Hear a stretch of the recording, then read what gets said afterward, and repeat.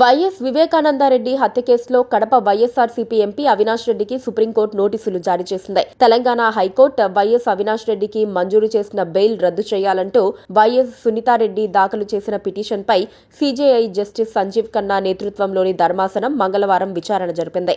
వివేక హత్య కేసులో అప్రూవర్గా మారిన వ్యక్తిని శివశంకర్ రెడ్డి కుమారుడు చైతన్యారెడ్డి బెదిరించారని వివేక కుమార్తె సునీత తరపున న్యాయవాది సిద్ధార్థ లూత్రా సుప్రీంకోర్టు ధర్మాసనానికి తెలిపారు.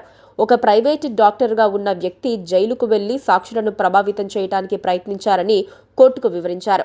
డాక్టర్ చైతన్యారెడ్డి జైలుకు రెగ్యులర్గా వెళ్లేవారా కాదా అని సీజేఐ ధర్మాసనం ఆరా తీయగా డాక్టర్ చైతన్య జైలు నిబంధనలకు విరుద్ధంగా వెళ్లారని, ఆయన రెగ్యులర్గా వైద్య పరీక్షలు నిర్వహించే డాక్టర్ కాదని లూత్రా కోర్టుకు తెలిపారు. అలాగే ఈ కేసులో డాక్టర్ చైతన్య రాష్ట్ర ప్రభుత్వాన్ని ప్రతివాదులుగా చేర్చాలని లూత్రా ధర్మాసనాన్ని కోరారు. వివేక హత్య కేసులో ఎంపీ వైఎస్ అవినాష్ రెడ్డి 8వ నిందితుడిగా ఉన్నారని, దర్యాప్తులో కీలకమైన వ్యక్తి అని కోర్టుకు వివరించారు.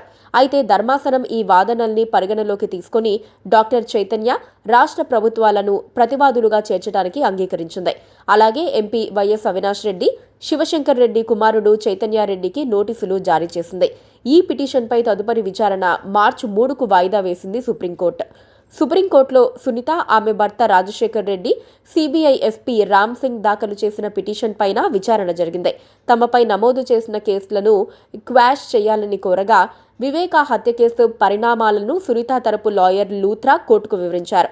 వివేక హత్య కేసులో దర్యాప్తు అధికారిపై ప్రైవేటు ఫిర్యాదు చేయడం ద్వారా విచారణ పురోగతిని అడ్డుకున్నారని కోర్టుకు తెలిపారు. ఈ హత్య కేసును తప్పుదోవ పట్టించాలని చూశారని, ఆ తర్వాత రక్తపు వాంతులు అని ప్రచారం చేశారన్నారు. కోర్టు ఆదేశాలతో కేసు దర్యాప్తు సాగుతున్న సమయంలో ప్రైవేటు ఫిర్యాదు చేశారన్నారు. ప్రతివాదులకు నోటీసులు జారీ చేసిన ధర్మాసనం తదుపరి విచారణను వచ్చే ఏడాది ఫిబ్రవరి 24కి వాయిదా వేసింది. వైఎస్ సునీతారెడ్డి ఇవాళ ఏపీ అసెంబ్లీకి వెళ్లి సీఎంఓలో వైఎస్ వివేక హత్య కేసు ఎంతవరకు వచ్చిందని అడిగి తెలుసుకున్నారు.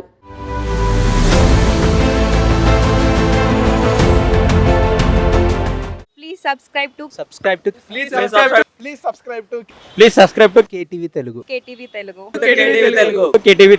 KTV Telugu channel.